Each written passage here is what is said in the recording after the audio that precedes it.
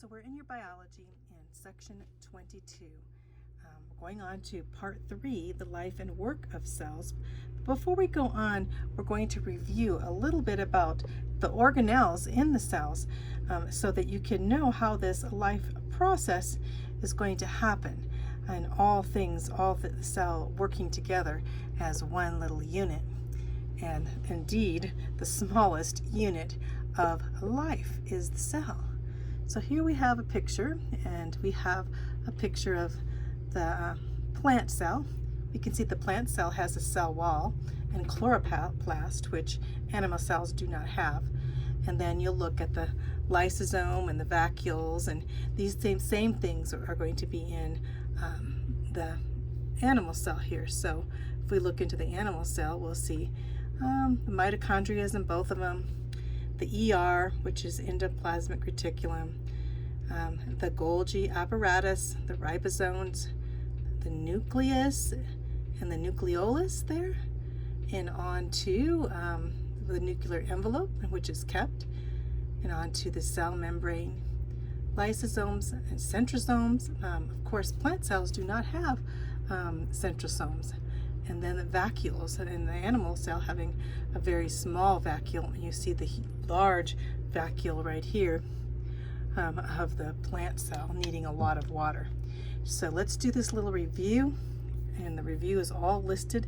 In fact, you should know all these because they'll probably be on your test, and you'll need to know each one of these things. So let's go over them. And on table 22.1, the parts of a cell and their purposes. So the cell membrane, what's a cell membrane? It's the flexible, self-repairing membrane that forms the outer boundary of the cell and contains numerous embedded proteins and reinforcing fibers. And what's its purpose? Separates the cell from the environment and determines what materials can enter or leave the cell. Actively transports some materials in and out of the cell, and senses chemicals in the surrounding environment. Contains molecular tags for recognition of other cells. So we see the cell membrane does quite a few things. So very important. And now let's go to the next, the cell wall. The cell wall is only in plants, not animals. It's very rigid and box-like structure outside the cell membrane. It's outside cells.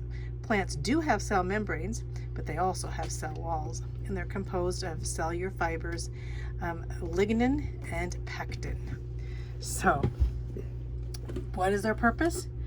They form a coat of protection and provide firmness and strength for the plant, so the plant can actually stand straight, right?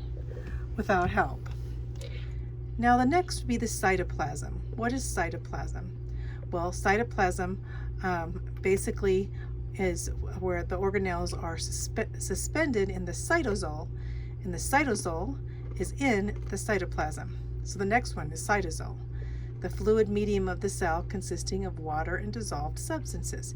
So cytoplasm has cytosol. And what do these two things do? Well, the cytoplasm performs most of the activities of life in the cytoplasm. And the cytosol forms a water environment for those organelles to live and allows small molecules to diffuse throughout the cell and performing various reactions. So, and then we have another that is 2 in the, let's lift this up so you can see a little better. So is the cytoskeleton. All these things are in this within that cytoplasm. You have the cytoplasm, the cytosol, and now you have the cytoskeleton. And that's a complex network of hollow rod-like girders and other fibers that extend throughout the cell. And what does it do? It maintains the shape of the cell and provides support for organelles. Microtubes serve as little highways in the midst of the cell, and allowing the cell to change its shape or to creep from place to place, and that provides support for cilia and flagella. That's the cytoskeleton. So the cytoskeleton, let's go on to the next, is the centrosome. What is a centrosome? A centrosome is a pair of microtubule bundles found only in human and animal cells, not plant cells, and they're located close to the nucleus. They're often considered part of the cytoskeleton, the centrosomes. And these centrosomes, when I think of centrosomes, you know what I think of? I think of reproduction, because the centrosome serves as a foundation of the skeleton, but helps distribute chromosomes to the daughter cells during cell division. So when the cell starts to divide, it divides by the centrosome.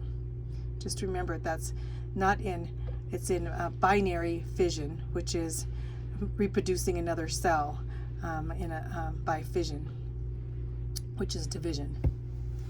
And now you probably know about the mitochondria, and it's that sausage-shaped structure that consists of a smooth outer membrane and a highly folded inner membrane, and it's the power plant of the cell, and it contains ATP synthase and other enzymes that break down food molecules and use the energy released to produce ATP, which is energy for the cell.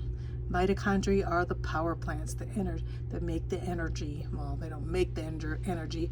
They break down the food particles that release energy to produce the ATP.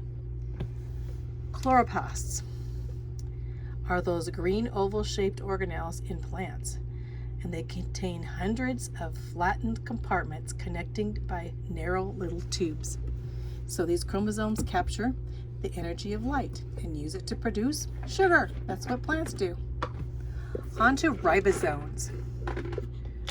Ribosomes are these small little organelles composed of protein and RNA.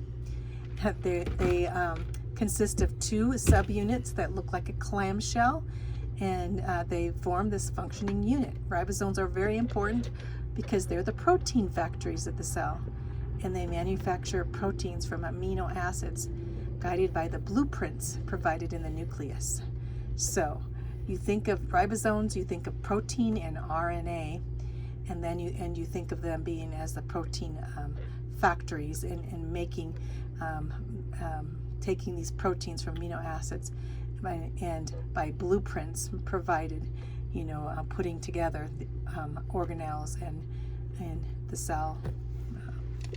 So on to the endoplasmic reticulum. We just call it the ER. ER, endoplasmic reticulum, is those folded membranes that attach to the outside of the cell's nucleus and extend throughout the whole cell. The rough ER, one is rough and it has lots of ribosomes on it because making it rough, and the smooth ER is not. So it does not have all those ribosomes. And what does the ER do? It processes proteins from membranes for export. It breaks down toxins and wastes and manufactures necessary fat molecules. The ER is that tube that goes all around inside of the cell. The next is the Golgi apparatus. That's a stack of flattened membrane. This looks like pancake compartments, and it's held together by the cytoskeleton. But what does it do?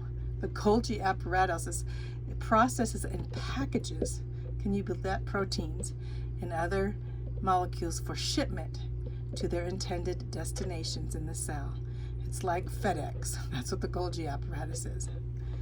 On to the lysosomes. Lysosomes are these sphere membrane enclosed compartments with highly acidic interiors. Why? Because they break down proteins and other cell molecules, and they use the material for recycling. So they basically are the recycling centers. Down to the vacuoles. Vacuoles are these special membrane enclosed compartments inside, especially large in plants because they hold water, and they store food and other materials for later use. But in plants, they need a lot of water to be stored in the vacuoles. Onto the nucleus is that large spherical body that's separated from the rest of the cell by a double membrane called the nuclear envelope. And the surface is studded with numerous gates known as nuclear pores. So what's the nucleus do? Well, it contains what? the genetic material, DNA of the cell, and serves as the cell's control center. The nucleus is the control center. The nucleolus is a distinct region within the nucleus, a little round part within the nucleus that may be round. It usually looks round, but it says it may be irregular in shape too. And it contains the genetic material of the cell and serves as, it doesn't. It assembles the ribosome. The nucleus contains the genetic material. The nucleolus has to do with ribosomes and assembling ribosomes. So that's the difference between the nucleus and the nucleolus. So, okay. So now that we got that all down, and you can go back and look at the section there and see where all these are. And I'm not going to go over this again, but do look where they are in the plant cell and in the animal cell. So you can see, if you see the Golgi apparatus, or you can see the ER, or where the cell wall, the chloroplasts, mitochondria, they're all, and that's in every cell, plant or animal. Plants have a little bit different because they have a cell wall, and plus they have bigger vacuoles, and they don't have the centriomes. They don't have they have a different way, and it looks like otherwise they're pretty much the same.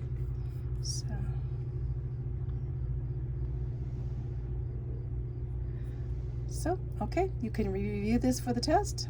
Very important because most questions will probably be on these. Here's a close-up of the nuclear envelope, which is pretty cool. We already went over that, so I'm not going to go over that again. And so I'm just going to quit here, and then we'll go on to what the cell does, the life work and of the cells, and we'll start that in the next video.